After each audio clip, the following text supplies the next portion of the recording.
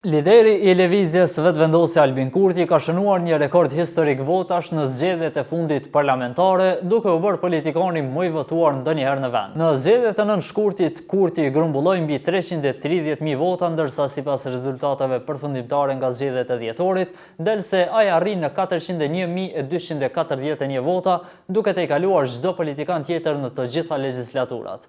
Me këtë rezultat, Kurti arriti të tejkalojë Vjosa Osmanin, e cila në zgjedhjet e vitit 2021 kishte marrë 300.756 vota. Kurti ka qenë vazhdimisht ndër politikanët më të votuar, pasi në vitin 2019 mori mbi 138.000 vota, derisa në 2017 143.000.